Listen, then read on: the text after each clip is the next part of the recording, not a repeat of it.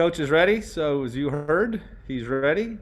So go ahead and raise your hands if you have a question for Coach, and I'll get to as many as we can get to. All right, Andrew Jones, go ahead. Hey, Coach, appreciate you taking the time to talk to us today. What did you learn the other night? Finally get a chance to see your guys take on somebody else?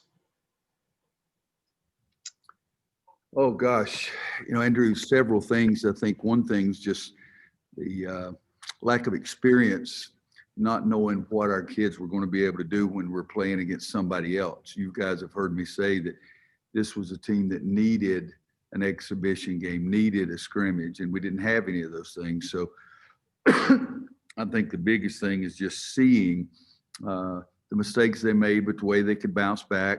Hopefully, we won't see some of those same kind of mistakes in the game tomorrow night. And then I think the other thing is that it's early in the second half when they went ahead, 43-42, I think it was.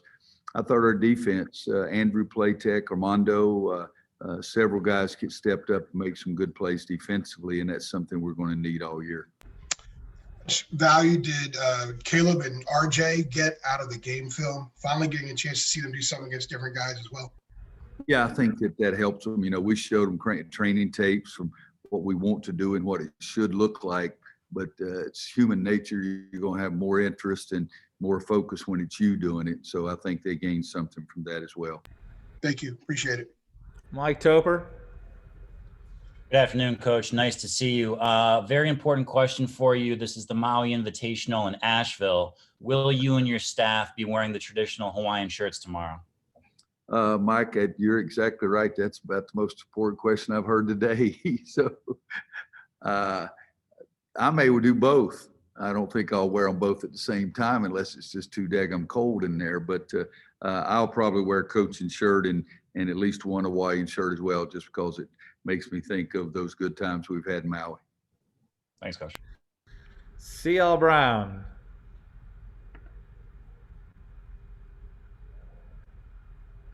CL, you there? Are you there, CL? All right, Ross. I'm here. Can you hear me? Can you hear me? I'm sorry. Yeah, I'm having all kinds of issues today. You have issues every time. Yeah, Coach. I was curious. We saw Villanova, Jay Wright, and Mike Young at Virginia Tech basically put together a game the 11th hour. I think it was late Thursday night when they scheduled the game that they played yesterday. And I was wondering, is that something in terms of scheduling? Are you still thinking that you might need to add a game or having any apprehension on if you're going to actually be able to play out what you have? Well, what we have right now, I'm anticipating let's play in them. If something were to happen, then you're darn right we'd try to put something together because there'll be other people in that same scenario. But right now, we're not talking to anybody, do anything because we have a schedule and we're going to go ahead and try to play it and see what it looks like. And I'm sure you're not any less competitive, given even under the circumstances of this pandemic and everything that we're under. But do you kind of temper your expectations, given everything that you said before the opener? There hadn't been any exhibition games. You didn't get a closed scrimmage, and this is it's the second game of the regular season Monday, but you might be farther behind than where you would be in a normal year where you've had more chances to kind of gauge that. So, yeah. I think two things. One, I don't know that we've ever had 6 freshmen in our top 9 or 10. And so that's part of the reason of the fear, if you want to use that word, or anxiety or whatever it is. But not having those exhibitions or not having the scrimmages has put us behind. The fact that you have 6 freshmen in your top 10, I guess it is, that also puts us behind where we want to be. But I still have those big time expectations of wanting to be a great team and expecting us to get better quickly. Ross Martin. Hey, Coach. I was wondering if you could update us on the status of Anthony Harris. I know you mentioned he was expected to be ready for the start of the season. Well, what I said is that at the beginning of the season, I did not expect him to play the first game, but we hope somewhere near the first part of the season. I think we're still at near the first part of the season, but he has still not had a full practice yet. Okay. And then what did you like about what Dayron Sharp did on Wednesday? What stood out? And what are some areas you think he still needs to improve on? Well, what he did Wednesday, the activity and the rebounding and those things, he's done almost every single day at practice. So nothing surprised us. We do expect it now because we've seen it for one game and 32 practices, but it's got to get much better being able to play the game without fouling because I'd like for him to play more at certain games. I know, and he's going to be sitting over there with me because the officials have called silly fouls on him. His first foul the other night was completely unnecessary. We've got to get him away from that because in the post area, you're going to get some fouls, but you can't have a foul 35 feet from the basket just by bumping somebody a little bit. So we got to get him away from those things, but he has a tremendous ability to rebound the ball and dominate things inside, and that's what we're hoping that we get even more of. Chris from WLOS.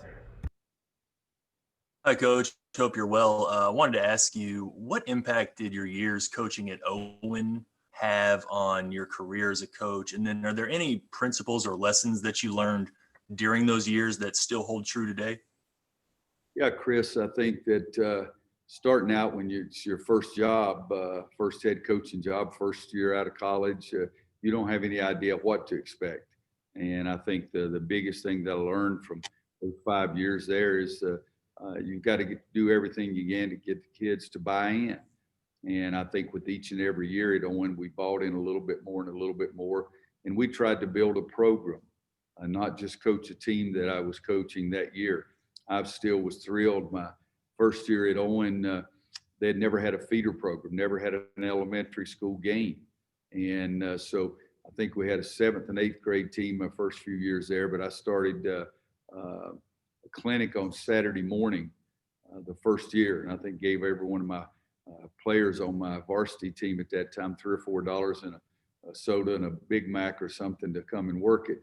But 5 kids that were in our Saturday morning clinics started in the state championship game when they were seniors in high school. And so the whole thing about getting kids to buy in and the work ethic is something that I was very lucky with. And I still take a lot of things I learned from those kids and use them. My first year at Kansas, I still use them. I'm a kind of guy that likes to experience things. I'm not very innovative. I copy people, but if I find something that works, I sort of stick with it. Gregory Hall. Roy, how have Walker Kessler and Puff Johnson progressed since returning from the COVID protocols? I know limited minutes on Wednesday, but they looked rather efficient in those limited minutes. Well, the statistics on the offensive end look good. Both of them had some big-time defensive errors there. But so that was Wednesday night. Thursday was off, I think it was. We practiced Friday, Saturday, Sunday, and or we'll practice today. But I think just getting them out there and getting their sea legs back underneath them, if you let me use that terminology, is the biggest thing. And they missed several practices. And so we did add things during the time periods that they were out. So trying to get them caught up with the other rest of the team is something that's important too. And I know you mentioned Curran Walton was rather quiet. And have you seen that change at all? I know it's obviously early in the season, but have you seen him at least try to be more vocal on the court? It's hard for him because he's a quiet kid, but if you want to be a great defensive player, you got to be very vocal. And so he's got to change in that part. But he did not have the kind of game that he wanted to have the other night. He's had some practices where he's made some shots. He's gotten better defensively. He's continuing to improve. So we're looking for more things down the road. Tom Shanahan. Hi, Coach. Throughout football season, we've seen teams, some more ready to play than others due to COVID, maybe mentally as much as physically what bodies were available. Just wondered if you factored that into your preparation for the season, the mental approach.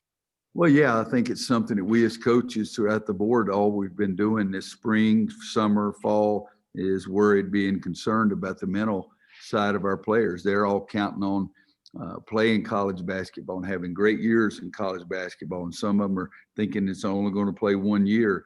And they've had that doubt in their mind all year long. And they've been sitting around not going to class. They're doing the online classes down in the gym, and then they practice in the gym.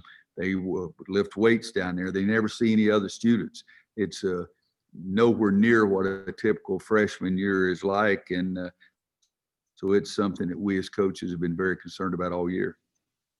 Thank you. Anybody Thank you. else have a question for Coach? Deanna, Gregory Hall, go ahead. Roy, UNLV only returning 3 scholarship players from last season. Just what have you seen out of them on film? Obviously, Bryce Hamilton, preseason first team last year. What stood out from UNLV? Well, they've also got a couple of kids that were sitting there as transfers last year, so it's not like they've only been practicing for 1 month. And so they've got 5 or 6 guys that played for them, and they had a tough start to the first game because Montana came out and made 8 out of their first 12 threes. That sort of hits anybody right in the eye. And I think that they got better themselves, and they were much better in the second half. But TJ's got some new guys to max in with. Bryce is a big-time scorer. I think he's been picked first team all-league and maybe preseason player of the year. But he's the kind of guy that we've got to do a great job on. But the other guys, they've got to do a great job for him as well. Deanna King. Hey, Coach, what's the value of playing 3 games in 3 days? Well, I think you can find out a lot more about your team, Deanna. And one of the things it does, it gets you an opportunity to test your depth. And I think we're going to try to play more than 5 guys. I always have. And I think right now we'd like to keep this kind of depth all year. Last year we had no depth, except depth underwater that I felt like. But I think so 3 games in 3 days would get a chance for a lot of people to play. Anybody else? Okay, thank you very much. Appreciate you jumping on. Thanks, Have Steve. a good day. Thank you, Coach. Thanks, Roy.